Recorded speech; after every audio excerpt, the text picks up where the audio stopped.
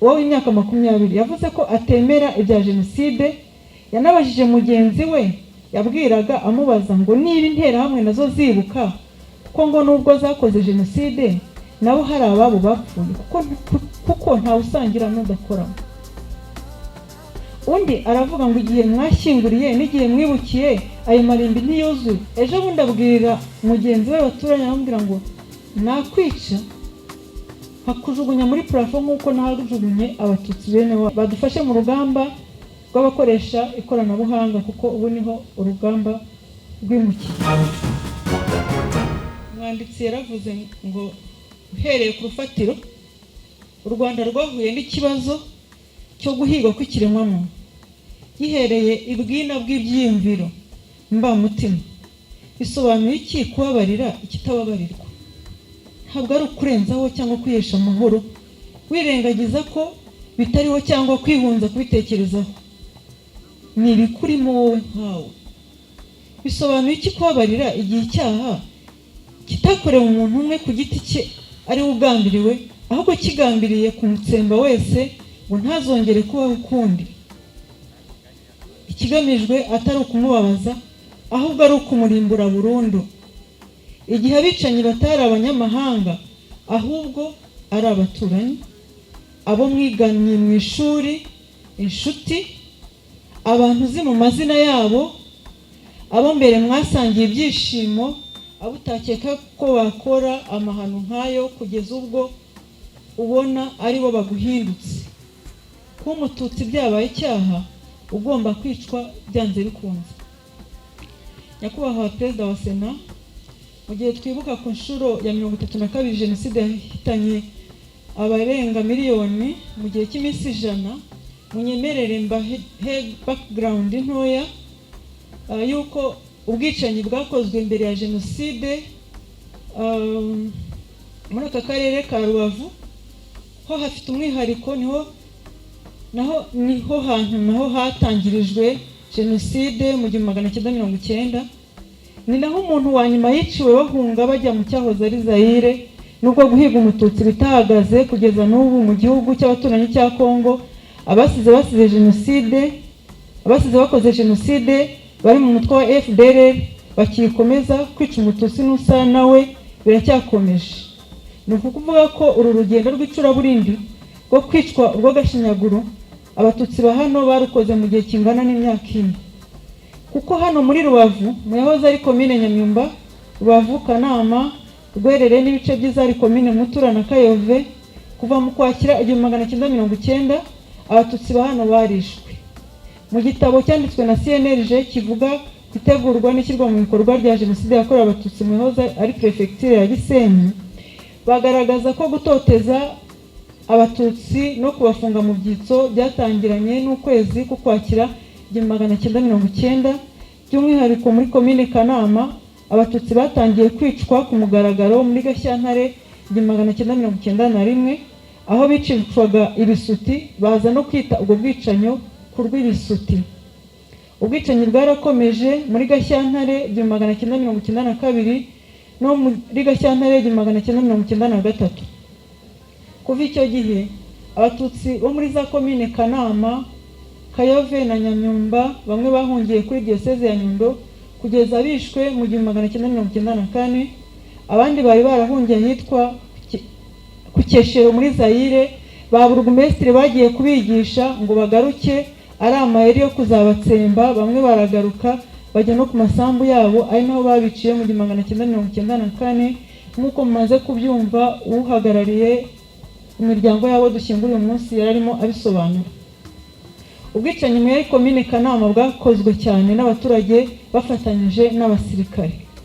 Muri komine Kayove ibitero ku batutsi byatangiye ku itariki 6 kugeza ku 16 Ukwakira 1990. Muri Gashyantare kugeza muri Werurwe 1991 abatutsi barishwe.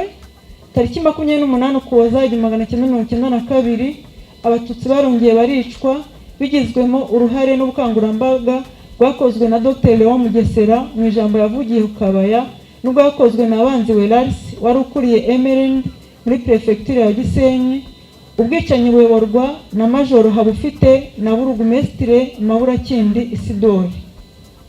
Muri komine Nyamyumba abatutsi baho batangiye kwicwa kuva mu Kwakira 1990, ariko mu buryo bwo kubanyereza. Kwica ku mugaragaro byatangiye muri Gashyantare 1993. Ibi byerekana ko jenoside yakorewe abatutsi yatangiye hano mbere ya 1994, kikaba ikimenyetso gihinyuza abirirwa bavuga ko jenoside yakorewe abatutsi yatewe n'indege ya Habyarimana. Murabona ko abatutsi ba hano batishwe kubera iyo ndege, n'uwo mujinya bavuga ko abahutu bagira umubyeyi wabo. Jenoside yari yarateguwe, yakozwe, igambiriwe nk'uko mwakomeje kubyumva mu buhamya bw'abambanjirije. Mu 1994 by'umwihariko muri umujyi wa Gisenyi, ntabwo twakwirengagiza uruhare rwa Lieutenant Colonel Anatole Nsengiyumva nk'uko afande mu kiganiro kizaduhaye yabisobanuye nk'umuprofesiyoneri w'umusirikare, ariko hano byari biteye ubwoba. Ku ruhare rero rw'interahamwe z'abasivile zirimo uwitwa Bernard Munyagishari, Barnabe Samvura, Serushago Omar, Abuba Mukabu, Sibomana Rashid Gahutu, Mugiraneza Thomas n'abahati bahimbaga Etranger n'izindi nterahamwe, uruhare rwabo bagize mu kwica abatutsi.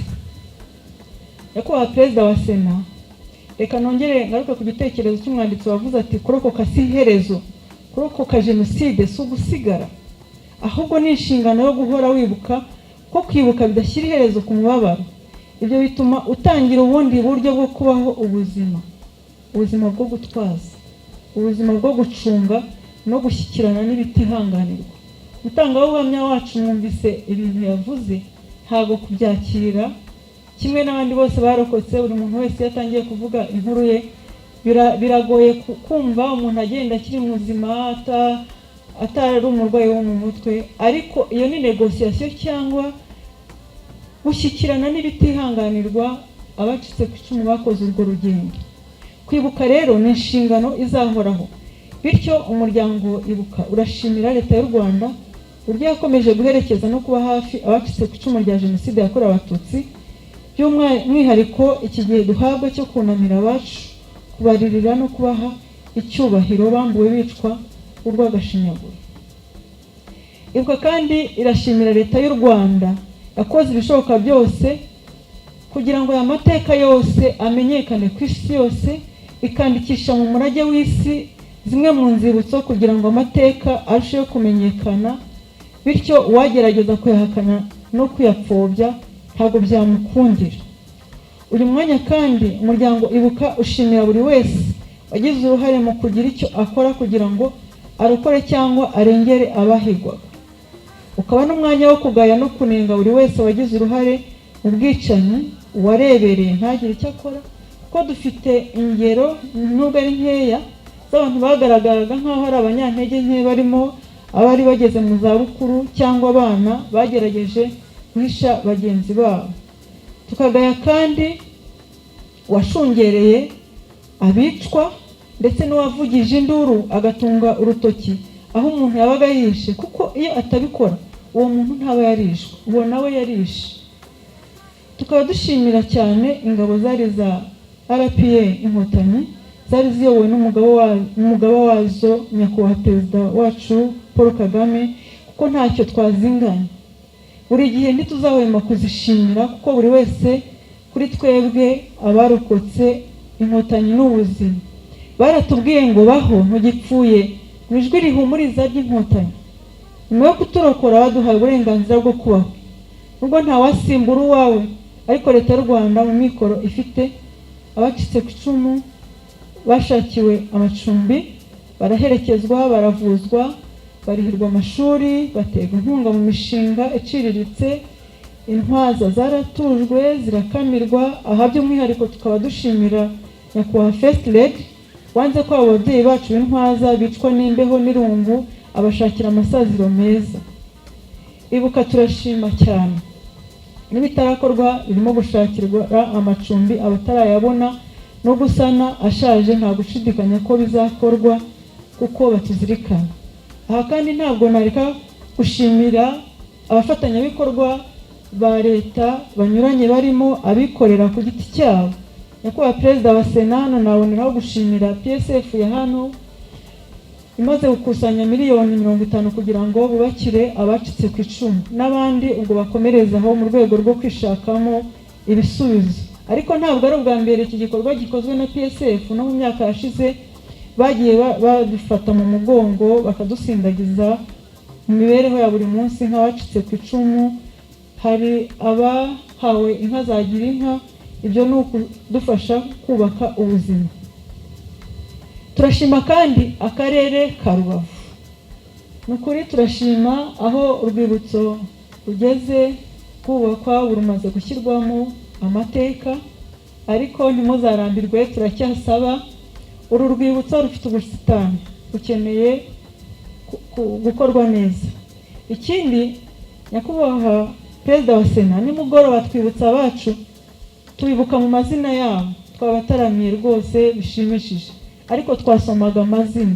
Bibaye byiza hakubakwa n'inkuta cyangwa inkingi zanditseho amazina yabo, ayo mazina ntazasibangane. Nyakubahwa Perezida wa Sena, umuryango wabo tugiye gushyingura twaganiriye, arambwira ngo mu muryango mugari wabo hishwe abantu barenga 20, ariko muri abo bantu barenga 20 n'aba babiri bagiye gushyingurwa bonyine. Abo bandi bari hehe? Ko abantu bishwe izuba riva, ntabwo bishwe nijoro. Kandi nabishwe nijoro bicwaga n'abaturanyi, nk'uko wa muhanga cyangwa wa mwanditsi yabivuze. Bicwaga n'abaturanyi, bicwaga n'abantu babazi. Nukuri turongera dusaba, twinginga turangira aho abantu bacu baherereye. Niyo kado yonyine dushobora kubaha, natwe tukaruhuka kubashyingura mu cyubahiro kibakwiye. Ko hari umuntu ugenda akumva ko hari igihe azahura n'uwe ko atazi aho yaguye wenda cyangwa akiriho. Nimuturangira aho abacu bari, muzaba muduhaye umuti. Nyakubahwa Perezida wa Sena, ikindi kibazo kikigaragara ni ikibazo cy'ingengabitekerezo ya Jenoside. Munyangane ndagaruka kuri kesi zagaragaye hano mu karere ka Rubavu. Hano mu karere ka Rubavu habonetse kesi 8. Muri izo 8, enye muri zo ni iz'abantu bari hejuru y'imyaka 40. No kuvuga ngo muri Jenoside abantu bari bariho. Kesi 2 ni iz'abana, umwe afite imyaka 20, undi afite 21. Icyo kintu ndumva cyagarutsweho. No kuvuga ngo umwe yavutse muri 2005, undi avuka muri 2006. Abo ntabwo bari baravutse muri Jenoside. Ariko reka mvuge bimwe muri aba bana bavuze. Umwe yaravuze ngo wowe imyaka 20, yavuze ko atemera ibya Jenoside. Yanabajije mugenzi we, yabwiraga amubaza ngo niba interahamwe nazo zibuka, kuko ngo nubwo zakoze Jenoside nabo hari ababo bapfuye, kuko nta usangira n'udakoramo. Undi aravuga ngo igihe mwashyinguriye n'igihe mwibukiye ayo marimbi ntiyuzuye. Ibyo ndumva nabyo byavuzwe. Aha Nyakubahwa Perezida wa Sena, murumva ko harimo ikibazo cya double Jenoside. Double Jenoside, abatutsi bicwa ni umugambi w'igihe kirekire. Bijye bisobanuka neza, inkotanyi zibohora igihugu zikanahagarika Jenoside, habaye ibintu bibiri. Habaye kurwana urugamba rwo guhagarika Jenoside, haba n'urugamba rwo kubohora igihugu. Iyo abantu barwana, hari abashobora kwigwamo. Hashobora kuba hari abatarahigwaga, harimo n'izo nterahamwe, ko ntabwo bari abasirikare bishwe muri iyo ntambara. Harimo yenda n'abashobora kuba barazize ko hari abo barokoraga bahigwaga. Abo ni intwari, turabazirikana. Ariko muri Jenoside, umututsi niwe wari ugambiriye ko hakozwe amalisite, bakajya bagenda banavivura bavuga ngo urugo rwo kwa kanaka turabarangije. Rero ni umugambi wateguwe. Ikibazo cya double Jenoside mu bato rwose gisobanuke neza, kuko peruka gutanga ikiganiro ahantu umwana arabimbaza, ariko we ntabwo ari ingengabitekerezo, ni umwana uri inosa. Yarabimbaje ati ariko ko hari igihe tuba turi ahantu umuntu ukajya kumva umuntu w'umusaza aravuze ngo ariko ngo ko bibuka abatutsi ngo abahutu bishwe bo ngo bazibukwa ryari. Ikindi muri iki kintu cy'ingengabitekerezo ya jenoside harimo n'ikibazo cy'abantu bakuru, bamwe banahaniwe icyaha cya jenoside bagaruka ntibumve n'agaciro baha igihe bafashe bagororwa bakongera bagakora ikintu navuga ko ari isubiracyaha. Umwe muri izi kesi 8 yafunzwe imyaka 13 afungiwe jenoside. Ejo bundi abwira mugenzi we baturanye amubwira ngo nakwica hakujugunya muri plafond nk'uko nahajugunye abatutsi bene wabo. Murumva ko ni ikibazo gikomeye. Nkaba mboneraho nyakubahwa perezida wa Sena gusaba inzego bireba mu gihe turimo kwitegura ko hari abashobora kurekurwa, barimo kugenda barangiza imyaka y'ibihano byabo, habaho kubategura bakabana nabo basanze amahoro, ariko nanone bagategura n'abacitse ku icumu kugira ngo umuntu atazasohoka agasanga wa muntu yaherukaga baramufunze kuko yari yarakatiwe, akamubona mu muhanda akongera akagira ikintu cya flashback. Icyo kintu kizitabweho. Nyakubahwa perezida wa Sena nkaba mboneraho nk'uko na nyakubahwa afande watuhaye ikiganiro yagaragaje uruhare rwo kwamagana ingengabitekerezo ya jenoside mu bato. Aba bacu bato ni bato beza, ariko nyakubahwa perezida wa Sena baravuga ngo umusemburo ntabwo ugombera ubwinshi. Ingengabitekerezo ya jenoside kuyikwirakwiza ntabwo bigombera ko yaba abantu benshi. Tugasaba rero abantu bakuru guhagarika ibitekerezo bibi, abifite n'iyo ngengabitekerezo bareke kuyikwirakwiza mu batoya. Ariko n'abato bacu batubera abato beza, bamagana ikibi, bamagana ingengabitekerezo ya jenoside n'undi wese washaka kubashuka, cyane cyane badufashe mu rugamba rw'abakoresha ikoranabuhanga, kuko ubu niho urugamba rwimukiye.